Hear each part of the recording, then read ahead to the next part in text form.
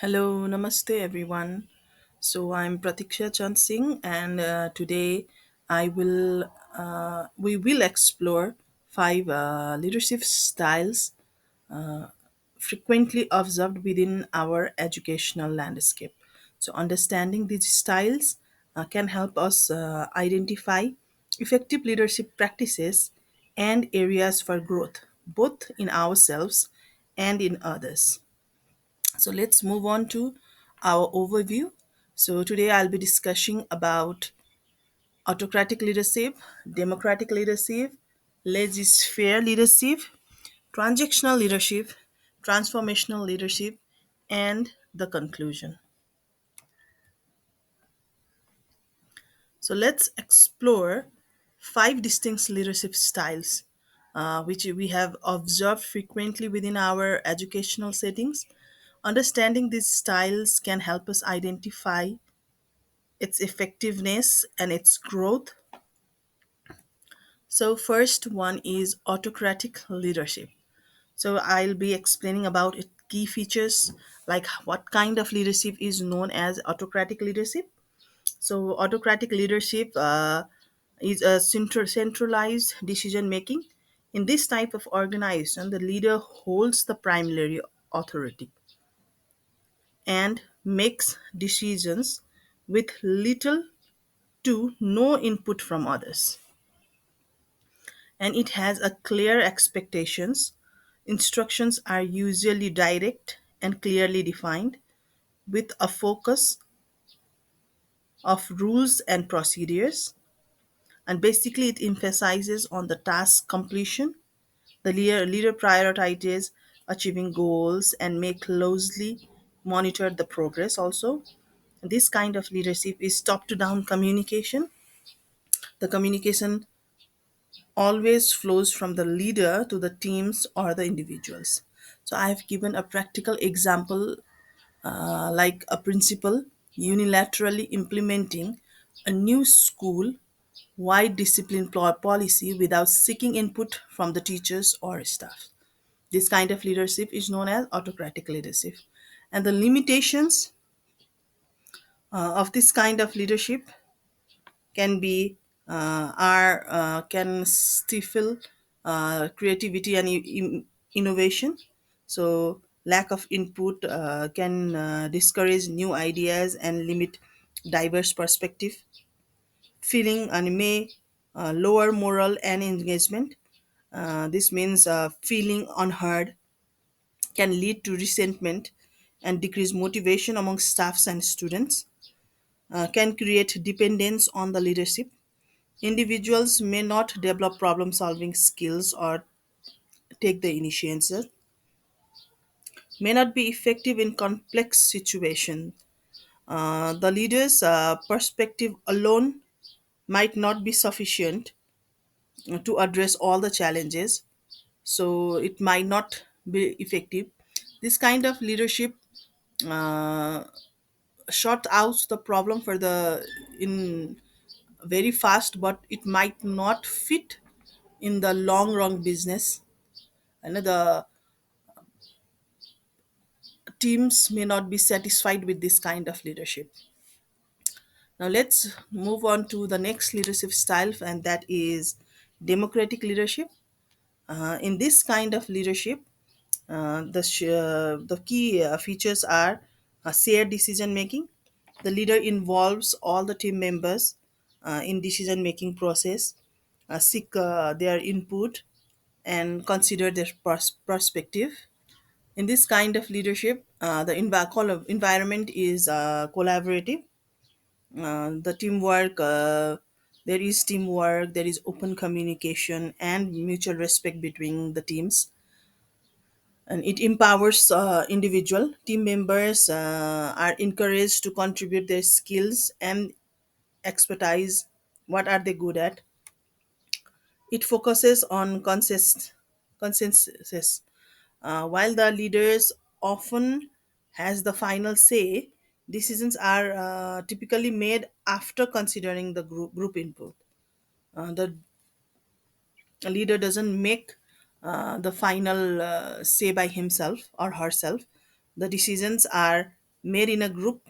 All the people put their input, and then only the final decision is made. I have given an example: a teacher facilitating class discussion where students actively contribute their ideas and help shape the learning process. It also has limitations, so can be very time consuming. While all the team members they are giving their input, sometimes it might take longer to take a unilateral decision, may lead to indecisiveness. If diverse opinion cannot be reconciled, then the decision might be delayed. Not always appropriate for urgent situations. Sometimes the leaders should make the decision very quick on the time. So at that time, this democratic leadership might not be feasible, can be challenging if team members lack expertise or interest. Meaningless participation requires a certain level of knowledge and engagement. If we are doing a decision making process and the team members who don't know about that topic, then it might be very challenging and might not get the proper decision. Now let's move on to the another leadership style, and that is laissez fair leadership style. So in this type of leadership, it is minimal intervention. So the leader provides little direction or guidance, allowing the team members to work autonomously.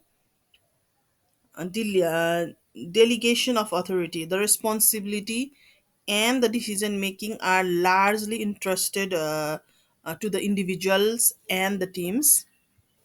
Reliance on expertise, the leader assumes that the team members are very competent and capable of managing their own work.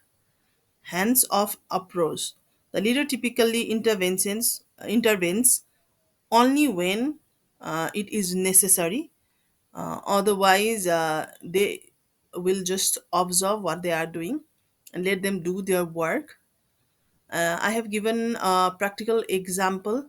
An experienced teacher allowing students to design and manage their own long-term research project without with minimal supervision.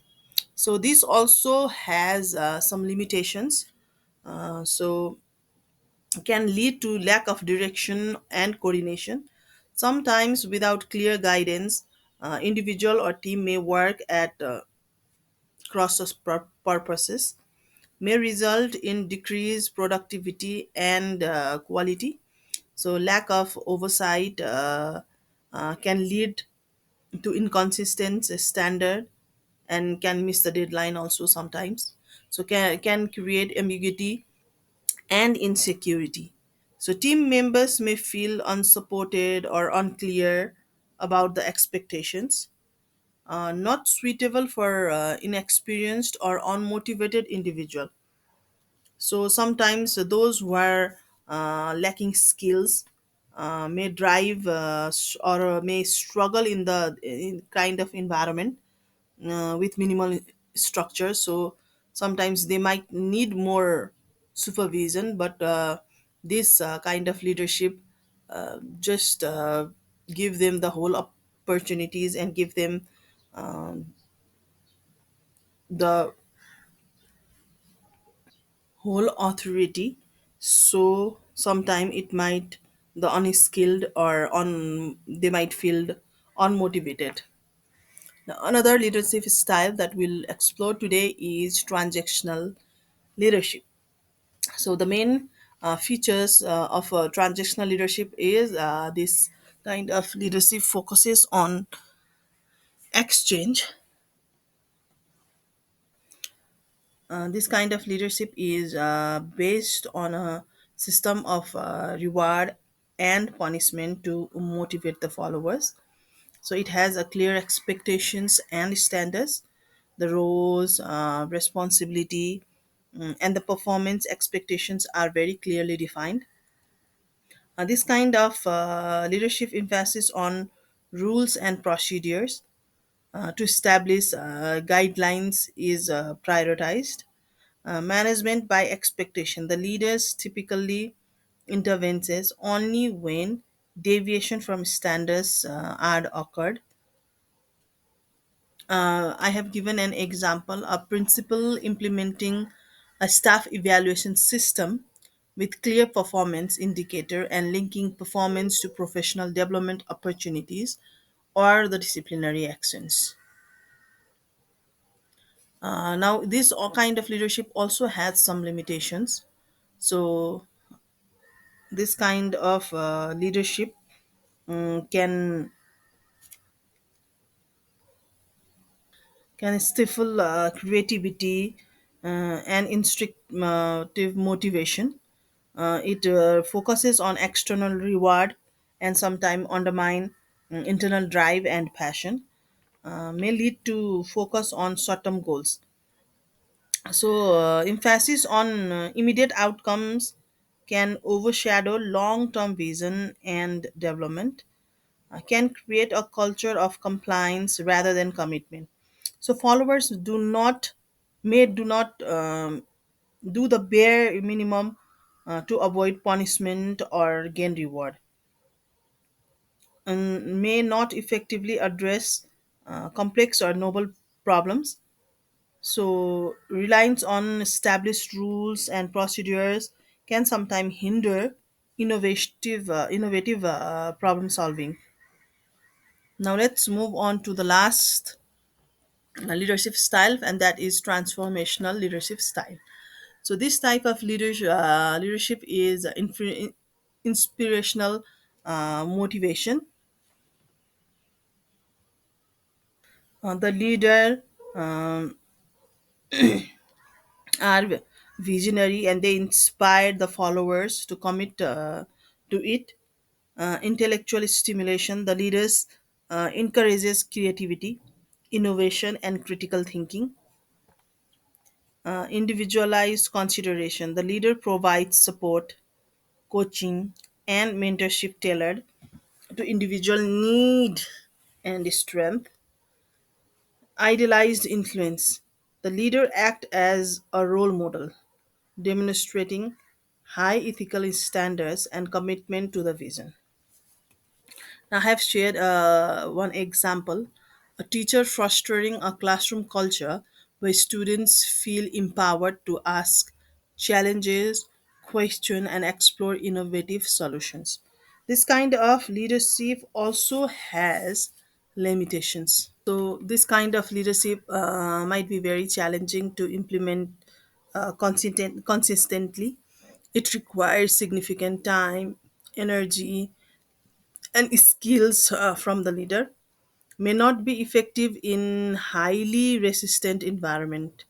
Implementing significant change can face more obstacles. Risk of burnout for the leader. The constant leader needs to inspire and support can be very demanding. So the leader can be burned out due to the overworkload sometimes. So success depends heavily on the leader's vision and credibility. So if the vision is unclear or the leader lacks integrity, then this kind of approach can fail. So these are the five leadership styles that we explored today. So conclusion: each of these leadership style has its own strength and weakness, and their effectiveness often depends on the specific content, the individual involved, and the goal being pursued. Effective leaders often draw upon elements of different styles depending on the situation. So, I'll be providing the link here after uploading it in YouTube. So, everyone, thank you for listening till the end.